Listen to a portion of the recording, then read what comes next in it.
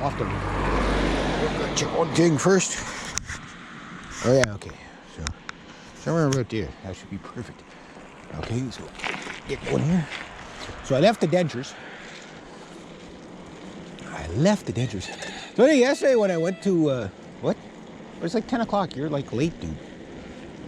Yeah, I've been doing like a lot of chicken research. Like next year, I want to have like chickens, not just meat birds, but like chickens. I don't know which ones to get 100% because like I'd like to have a dual bird, one that is okay for meat and lays eggs, even if they're not a daily. Like there's some chickens that'll give you an egg a day, right? Which is crazy. Like that's a lot of eggs. You know, that's a dozen eggs every 12 days from one chicken. I remember there was one chicken my aunt had laid like 3 eggs a day. It was like crazy. I was like, how? You get the odd chicken that's like that. But no, I wanted to get I was looking at all some of the really cool exotic chickens. Looked at peacocks. A peacock would be really cool, but everybody around you would hate you as if you had guinea hens, because they're really loud, right? They're like, wah, doing all these crazy sounds. And I'm like, I probably would, yeah. you know, so it's like, I gotta be mindful, like chickens aren't loud, you know, like, some chickens. But yeah, so looking at chickens for next year, even if I just get 2 laying hens, you know, 2, maybe 3 tops, you know. I don't know if I'll get a rooster just because of the noise. Like, it's not about me, it's about neighbors too, eh? But there's a few people around here with chickens anyway. A couple of roosters, as you just heard. That is so cool today. I should have freaking worn my toque. It's only 15 degrees right now, which is nice.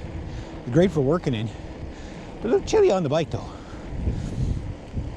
But anyway, yeah, so yesterday I went and delivered the boat. The guy named Dave was there doing some extra work for my clients.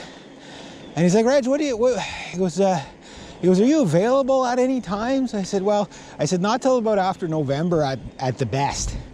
You know, because like it's him and his brother. I think it's his brother. Anyway, they're always working together, but they've always got these jobs where every now and then they just need a third man. You know, like the cleanup guy, the gopher guy, you know, go for this, go for that, get this done, get that done while we're doing this. And I'm like, well, you know, we'll see the fall, but like I told him, I said, I don't like to promise people I can do stuff if I can't deliver. Right now I got 2 clients that have been waiting for me to finish up their side hills. But since my vehicle situation, like everybody's looking for a vehicle for me. They know what I'm looking for. Like they know what the criteria is. You know, it's got to be Quebec plated, #1. Everything has to work on it. I know that includes emergency brakes. It has to have a trailer hitch. It doesn't have to be able to carry a gazillion pounds, but at least 1,000 pounds at a time, at least half ton. I'd be happy with that. So I could keep going on some of the scrap metal, because I mean, right now I've probably got at least a couple of $100 to $1,000 worth of scrap metal throughout the townships, sitting there waiting for me to start collecting scrap metal again, right? And I would like to have roof racks though, just because that would make, you know, toting around a canoe or something, or a ladder or whatever, it'd just be an add-on. So not a deal breaker, but it would be cool if I had it, you know, because like as soon as you can throw a ladder on top of your vehicle, you've probably just made life easier for yourself in some ways, made more money in some ways, and then made life more difficult for you in the rest of the way. But the goal is simple, is to get that all done, hopefully before the winter. So as soon as I get to the top of the hill, I gotta switch subjects as I'm switching gears. So remember that guy going up the hill last week? How much faster it was? Yes, you are correct, my good sir. That gearing will make a huge difference. But the only reason why you can have taller gearing on a road bike like that, because you don't have all the weight. Like if I had a 52 on my big ring here, that would be definitely man gears for sure. 52, 53, 54. Tour de France guys use a 53, 54, right? Velodrome guys use 54 to 60, 69. Just see the size of those they're dinner plates, right? And like a 48-pound bike like this is going to be geared really low. So yes, gearing will make a big difference, more of a difference than the weight until you're going up a hill. With that taller gearing, you'll have to put a lot more effort just to keep the cadence going up. So let's say his bike, his aero bike, had the same gearing and everything, but was just the same weight as this. I'd actually probably beat him up the hill, not because I'm a better shaper or anything like that, but I'd probably beat him up the hill just due to the fact that it'd be so much more effort to, you know, like basically the gears would be too big for going up hills because, you know, for the weight. You have to ride a really heavy bike and then get on a really light bike right away to really understand what I'm talking about. Like on the level, yeah, it's fine, but take it for, you know, through a slightly hilly area. You know, this thing, now mind you, when I get off this thing, and let's say I get the back wheel for that Petechia, okay? Well, I get off of this thing and get on the Petechia, I'm gonna fly like a freaking bat out of hell without effort because the bike's so much lighter. It's more than half the weight of this, you know? So, got a dead turkey vulture. Now, what would kill that? You definitely don't want to go near that if that thing's dead, because that's the thing that eats everything that's dead. Dead and rotten.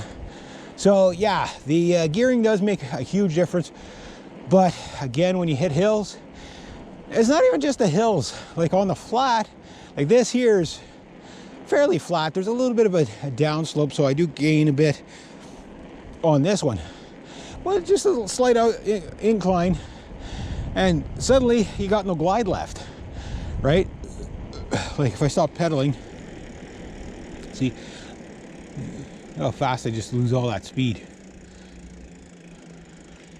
You know, and that's on the flat. So basically your power's got to be kind of constant. Or on something really light with big, very low resistance on the wheels, tire pressure makes a big difference too. Obviously these tires, I run them a little bit lower just because of this stuff that I'm in right now, right? But like road bike tires run about, like I'm running I think 34 and 35, 34 in the front and 35 in the back, I think is what I'm running on this. You can go down to 25, but that's way too sluggish. You know, that'll take you forever. Like you lose so much speed that way. It'll take you forever. Now I haven't checked my tire pressure in a while, and I do believe they are a bit low, but you know, I just want to get through this season with this, and then next year I could stock up on tire tubes and stuff like that.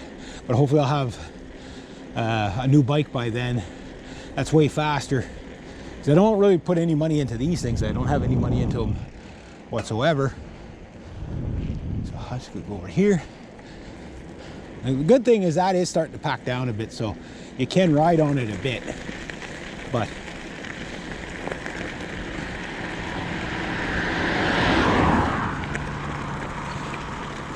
I don't have that much further to go anyway, so might as well just stay on this side. Next bike's going to have a mirror on it for sure though. But yeah, tire pressure, that'll probably make a bigger difference in your rolling resistance than weight. Gearing might, on the level, will make a bigger difference than weight. But on the hills, it's all about the weight. Gearing too. So a bike like this that's geared really low could do well on hills. You don't have to get it off the bike, but like in the very first gear, this bike's a 15 speed, just in case you're wondering. But very first gear, you can climb the side of Mount Everest with it. But with a 48-pound bike, you're gonna go slow. So you don't have to get off the bike, but you're gonna go really slow, right? And then big knobby tires and all that stuff. So everything plays into it, I get that.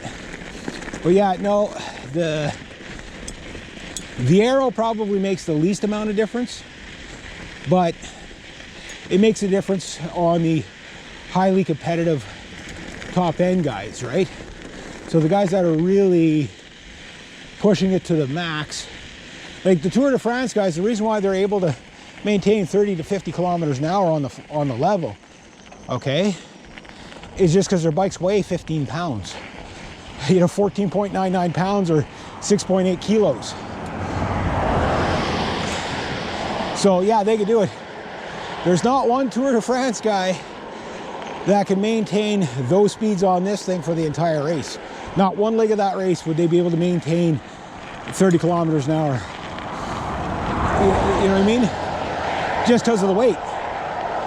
You know, this bike is almost 3.5 times the weight of a Tour de France bike. So doesn't sound like much, but like I've been on light bikes, so this is why I'm telling you, weight makes such a difference.